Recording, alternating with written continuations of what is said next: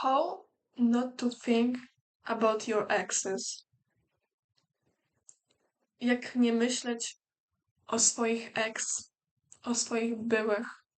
Pierwsza ważna rzecz, żeby sobie uświadomić, że tak naprawdę my nigdy nie usuniemy ich z mózgu, z pamięci i to jest naturalne, że nas mózg wraca do wspomnień, do naszych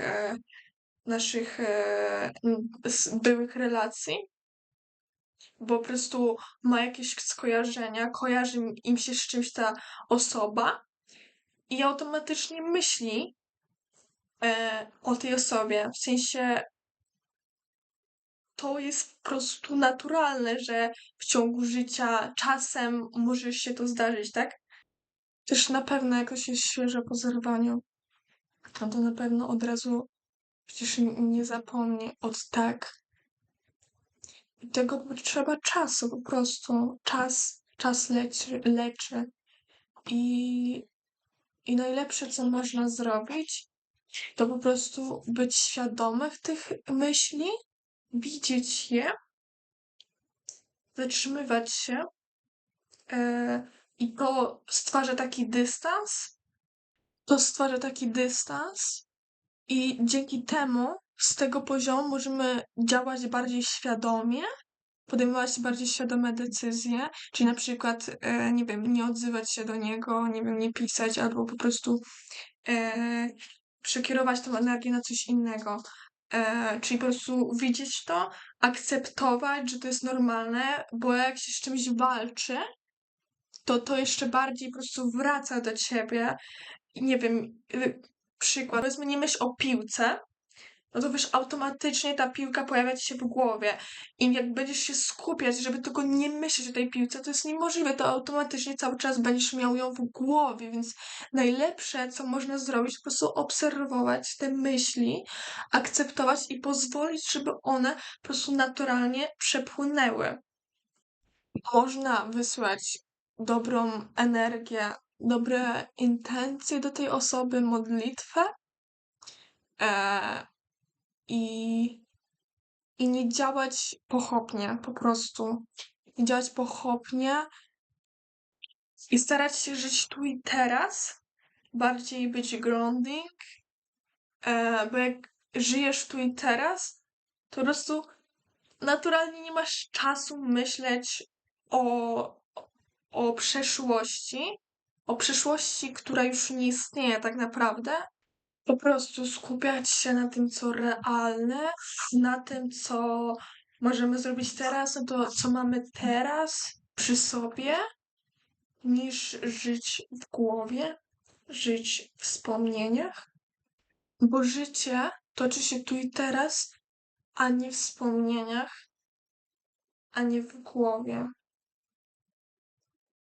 Też ważne sobie uświadomić to, dlaczego o nich myślimy, o naszych byłych związkach, relacjach, to co nam brakuje, co było w tej osobie, co nam brakuje teraz, co ona nam dawała, i się po prostu zastanowić, czy to jest komfort, czy potrzebujesz teraz komfortu psychicznego, takiego ciepła. Może potrzebujesz zainteresowania, żeby ktoś się tobą zainteresował. Czy tęsknisz za takim właśnie połączeniem, za bliskością fizyczną, i po prostu uświadomić sobie to i starać sobie to jakoś dać tu i teraz.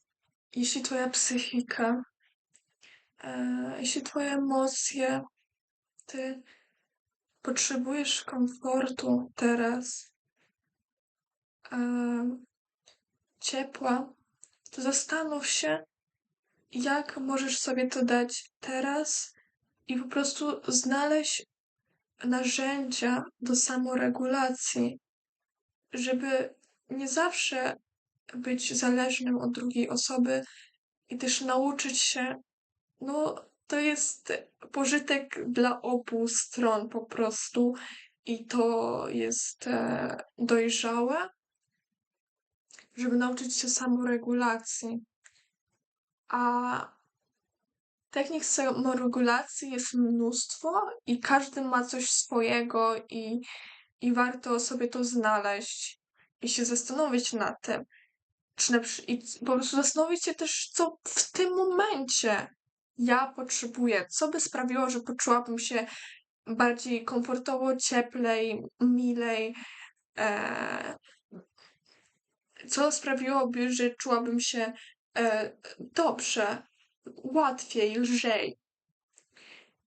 Czy to będzie może gorąca herbata, moja ulubiona gorąca herbata, a może zupa ciepła.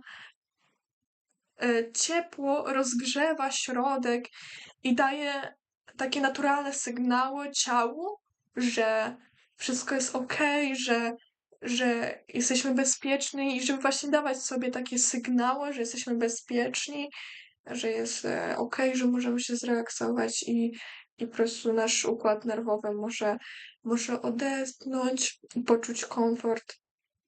Czy to jest na przykład, nie wiem, yoga, czy to jest oddychanie, czy to jest spacer spokojny, czy nawet napisanie do przyjaciółki, do zadzwonienie,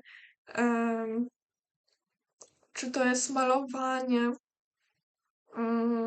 To jest, tych sposobów jest mnóstwo i po prostu warto znaleźć coś dla siebie i się zapytać, co w tym momencie, bo to może się po prostu różnić. Czy w tym momencie chciałabym, chciałbym posłuchać może takiej muzyki delikatnej, czuję, a może jakiś ambient, może bym chciała posłuchać jakiejś natury albo po prostu rapu, tak? I to różni się w zależności od stanu, w jakim jesteśmy, więc warto nauczyć się pytać i wsłuchiwać w siebie po prostu. Pytać i ufać sobie. Ufać i po prostu testować. I najlepiej skupić się na tym komforcie po prostu, na tym cieple i spróbować rozluźniać swoje mięśnie, ugruntować się w ciele, czuć, że się jest tu i teraz. Jak działa nasz mózg. To jeżeli czujemy się źle, to po prostu jak poczujemy komfortu, to nasz mózg automatycznie myśli o czymś, o kimś, co ten komfort nam dawał. Co potrzebujemy nam dawał, więc automatycznie po prostu myśli o tym, żeby dać sobie ten komfort, żeby powrócić do tych właśnie myśli i to jest po prostu naturalne i warto sobie to uświadomić po prostu. Nasz mózg też często koloryzuje wspomnienia, czyli przedstawia je w takich nierealnym świetle po prostu, więc też warto mieć to pod uwagę, myślę. Co jest najważniejsze, żeby podjąć decyzję po prostu, że, że you wanna move out, że chcesz przejść dalej i po prostu tą energię, bo to jak o kimś myślisz całkowicie często, to oddajesz mu swoją energię i zabierasz sobie tą energię. Jeśli chcesz sobie to z powrotem dać, po prostu już nie przestać tak intensywnie o tym myśleć i żyć bardziej tu i teraz i enjoy life, bardziej się cieszyć życiem tu i teraz, to też najważniejsze też jest podjęcie po prostu decyzji, że chcesz zapomnieć. Sama decyzja, właśnie uświadomienie sobie to jest w ogóle 50% sukcesu. Czy let go of someone, czy odpuszczenie sobie kogoś z myśli, odpuszczenie sobie kogoś, czy jest próba przestania nadmiernego myślenia o kimś jest samolubne, e, to warto sobie zadać pytanie, czy chciałbyś, żeby druga osoba zamiast cieszyła się życiem, enjoy life tu i teraz, e, żyła w głowie i wspomnieniach na tym, co nierealne, co nie może dotknąć, poczuć. Okej, to by było tyle w dzisiejszym odcinku. Chciałabym podziękować za wysłuchanie i za obejrzenie.